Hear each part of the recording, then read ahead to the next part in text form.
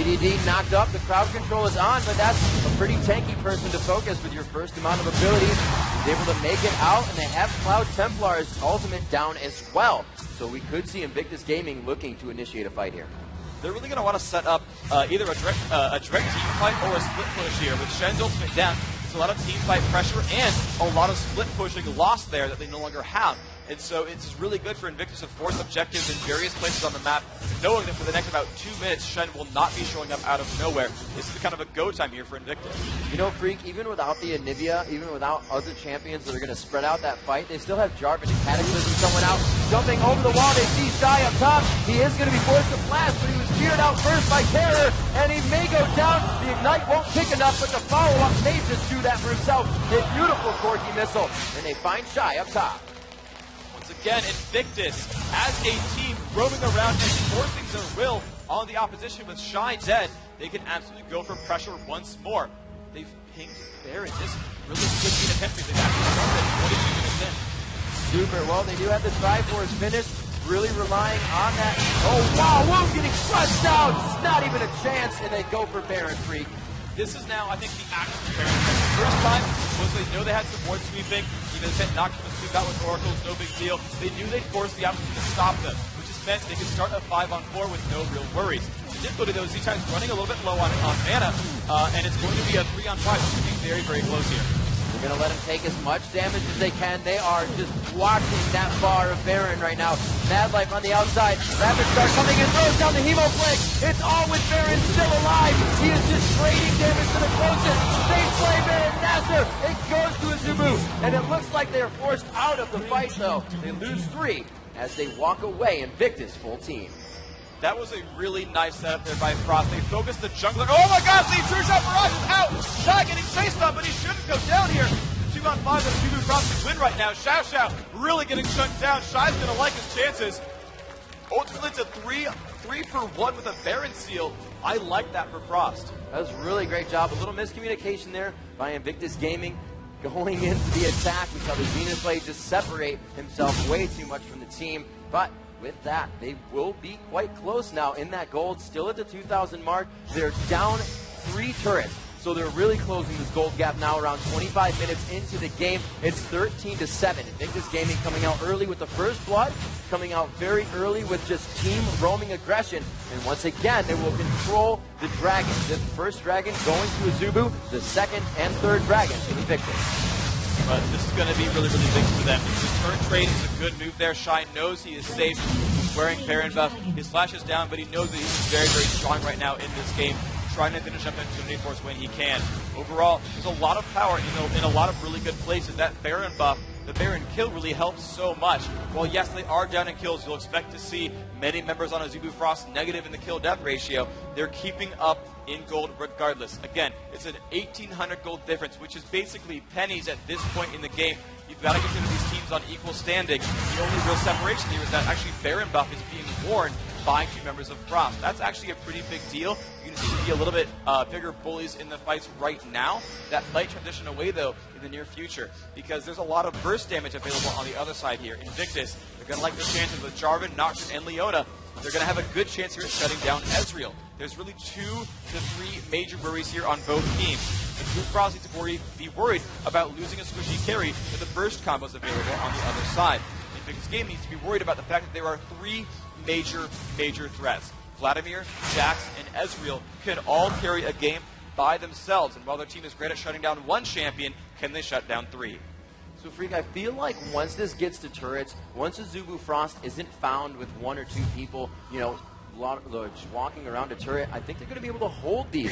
If it's just the push that comes into the game, where is Invictus Gaming going to win if they have to start split pushing it and really spreading themselves out thin? Split pushing is not going to be the best answer for them overall. It's half decent because they have not kind of segue from one lane to another without a lot of difficulty, but they're still against Shen, who's probably the prince of split pushing, second only to Twisted Fate, who actually takes a crown as king. But Shen is going to be able to, if Frost wants, he can split off to the side lane and work out the rest. And it's not even going to matter about the turret for Invictus as azubu goes in. A great true shot barrage going through, and it's going to be too close quickly for azubu. The turret isn't even a factor in this fight. A double kill coming in for Woong, and they will focus now onto the turret. That was a great aggression there. They knew they had Shen leading in the wings. Alistair starting that fight properly. Mad Life living up to his name. He's an aggressive player. Really like jumping into those fights. This could be a really good push for Frost. That was such an extended initiation. Shirelius needed to get in with 3 or 4 steps before Alistar. It was so telegraphed to the team, but it still caught Invictus off guard. They were just not ready. They had not seen that type of aggression yet in this game from Azubu Frost. Yeah, that was an all-out engagement. That was really a one-of-a-kind sort of attempt here by Frost. And the good thing for them was they shut down Zz1tai right away. He actually got pulverized back into the lineup. He killed off with True Shot, Mirage, and Ignite. That's exactly what they want to do. There are a lot of damage that's here on Invictus, just like there are on Azubu Frost. But chief among them is going to be the heavily farmed Zz1tai, who's got Rod of Ages, he's got Sorcerer's Shoes done, and he's almost got his Abyssal Scepter. When that's completed, he's going to be tanky. He's going to be putting out a lot of damage, and he's going to be fighting opponents with no magic resist, making him continue to do a lot of damage and keep his health bar sustained. Azubu Frost is very melee heavy. You can kind of consider Vladimir a mid-range mage. He's going to be in range of auto attacks with the opponents. So everyone but Ezreal is going to be subject to the damage output from Zz1tai. And that's going to be a very big risk here. And it's going to be the focus, I think, of the match from now on. It's all about Zz1tai. So we do see Invictus Gaming coming in now, a 3 Aegis build. Triple Aegis? Seriously? Triple wow. Aegis. They went triple Aegis. These guys want to be tanky. They really do. I don't know if it's communication or they just really like the stats on it. That will benefit each person, though, with an Aegis to the other Aegis. Yeah, so those 2 champions will have basically a double Aegis aura. Right. They'll get 16 attack damage, 36 armor, and 48 magic resist, but still, that's pretty rough overall. We've got a replay set up, though, of that firefight. Just what went down. Yes, exactly off the slow-mo initiation. Alistair jumping in, gonna just use as much him as possible, pops the bullshit, and just goes to it all out with fraction. You can see Swain just dropping way too fast, and now there's not enough damage output really available. Corki has to come in from the side all too late. His teammates are already dead. It was ultimately somewhat of a 5-on-4 with too much aggression early on. So Azubu Frost getting a little bit of a flame behind them there. Will they be able to melt the competition now? 30 minutes into the game, 13-10. Those 2 kills, 3 kills that they were able to get in that last fight are really bolstering that gold. Now they're 42,000 to 40,000 as they've taken the lead there. 5 turrets to 4. Azubu Frost now in the lead once again with that statistic. It's all like they turned this game around in a matter of 3 minutes. There's just a couple of good engagements, all it took. Mad Life really taking the initiative there, and a great mechanic. Oh, but we're getting jumped on right here. Forced to get out of that, and the ultimate from Illusion onto him. The paranoia makes it. He does keep with it, and he sticks in to follow up his shot. They lose another one. It's now 1-for-1 in the battle. Swain coming out very big. You can see Zz1tai hardly taking any damage with that sustain, and he gets a double kill. Chasing down Mad Life, an ultimate finish from Kid, and it's now on to Cloud Templar. The slow, not affecting him enough, and they make it out into 3-1. No, 4-1. 4-1, exactly.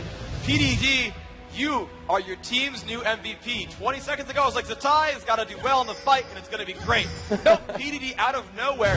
Full dunk combo onto Ezreal, followed up by Leona, and followed up by Nocturne. Those champions, those 3 working together every single time, trying to shut down Woong, trying to kill Ezreal. Every single time now, most of the time now, it's actually been working. When able to put their combos down, the AD carry drops off. And without that dedicated source of single target damage, they don't have an easy way of removing Zz1tai from the lineup anymore. He's so kiteable. He can deal damage while running with that ultimate. It just deals damage for him, so he can kite Jax. RapidStar, he's area of effect based on Vladimir. He can't shut down a single target. He helps the entire team. And when your big single target damage source from Ezreal is out of the fight, and Shy on Jax can't really chase down the target he wants, Zz1tai's going to have free reign. So those 2 working together, making those fights happen. They needed one more team fight like that. If they can control Baron, they're really going to be in the advantage. But right now, it's a tie game. You know, Freak, we've really seen definitive gameplay from both teams up until this 30-minute mark.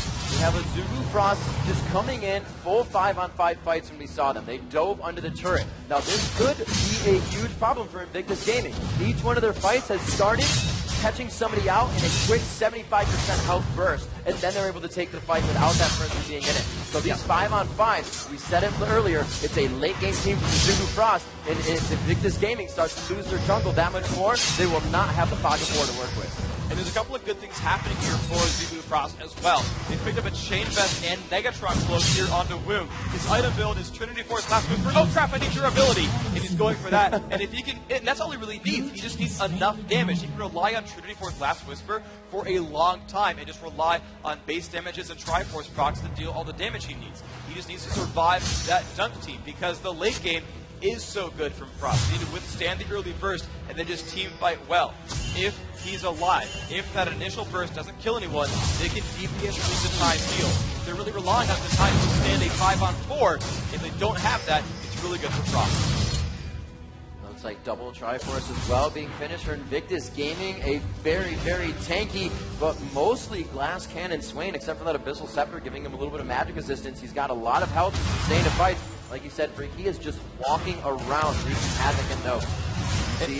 Oh, go ahead. Oh, sure. Basically, the big decision point here with the needlessly large rod is this going to be Death Cap or is it going to be Zhonya's Hourglass? Death Cap says that he feels safe and he just wants to be that hyper carry, and that's a possibility. They've been doing a pretty good job in fights overall. Zhonya says, you know what? I'm still worried about their burst. I'm worried about Jackson Ezreal, and you're going to see what decision he goes for here. It'll kind of tell you how he's feeling about this match. Whether he feels safe or whether he feels pressure. It's going to look at a glimpse of psychology in the very near future. Once again, going back and forth in the jungle with a little bit of vision. That says we have enough to do Baron. A 33-minute attempt at 17-11. The gold lead is pretty much even. They gain a 2,000 jump with that. And it looks like they are on the upper hand now. A 4-minute pause button to Invictus Gaming. Big for Zz1tai Frost. They are good on the fight under the turret. They're more than happy now to do it with Baron. And that regeneration and strength that they get, Freak, this is going to be a very big push. This is going to be the really, really big attempt here. This will be a game-defining battle here. That middle turret is down, so the inhibitor is free for them. I don't even think Invictus can really defend here. I think they'll lose if they go into a fight without some kind of perfect initiation. Oh, great arcane shift, and leaves XiaoXiao in there by himself. A perfect use of abilities, but they trade 1-for-1. Again, DDP coming in for PDD use. Huge coming in. A good job by Cloud Templar focusing on the Nocturne, and it looks like this fight heavily going in favor of Zz1tai Frost. No, the turnaround. They catch out Vladimir and Jax. The double kill as they chase down Mad Life. I don't think he's going to be able to make it out. They do have the proc from the phase on Triforce, and the triple kill for Kid. #1 team fight called NA. Invictus Gaming is showing up. Again, that dunk combo, I thought with Ezreal having a Negatron Cloak and Chain Vest that he would have been okay there. Turns out, not the case. There's just too much damage. PDD going for so much. He's got the Trinity Force and Hexbreaker. He is so deadly here. Sick little dodge there, putting on his Nikes and lacing him up. PDD faking out Cloud Templar for a trade in damage. He's not really hurt right now, but he's just getting harassed around as they take down his turret. Nothing to do there, and a little bit of a rebuttal after an overzealous fight there from Zz1tai Frost, which I thought they had quite easily. I really thought so too. They were up in gold, they had the Baron buff. Looks like they could have closed that out, but now they're really paused until Guardian Angel is done. Of course, as I say that, Guardian Angel is done now on Ezreal. Now Woong might finally be tanky enough to withstand the burst combo. There's no guarantee though. The one thing you've got to worry about is with Guardian Angel, you won't die right away. You'll revive a few seconds later, but you only come back with 750 health. If there are cooldowns back time for Invictus, 750 health is nothing for Trinity Force, Jarvan, and a Nocturne. So if they can initially dunk and chunk down onto Ezreal and kill off Woong from a Zz1tai Frost, you're still going to be fine. But all the resistances that he has now, he's running 150 armor, 128 magic resist. Honestly, I feel like finally he's actually going to be hard enough to kill. But who knows? If IG can keep scaling up, if they can keep over-damaging his defenses, that's going to be the make-or-break point here. Can Woong die? You know, you can tell that at least Kid right now is having fun. He's completely set up his items exactly like Woong has throughout the inventory. He actually moved around the Negatron Cloak as he bought it. So these guys still mentally in the game, but still composed as well. They're not down. They don't feel down on each other. They're really ready to play here in the championship. And they are just doing a perfect job. Right now, they are 9 kills ahead of Zz1tai Frost, and the gold is only a 400 gold difference. Barons and turrets have been taken down. Dragon Control has went back and forth. I believe it's at 2-2 now, and we are just seeing an amazing game here between the two of Asia's best teams. This is such an all-star match overall. I've loved everything that has happened so far in this game. The Baron steal from Zz1tai Frost really putting them back into the mix. I mean, they're 2-0 on Baron. It's crazy here. There's pressure really everywhere on the map, and the teams are very different in their team fight strategies as well. So it's just a mix of different styles the whole way through.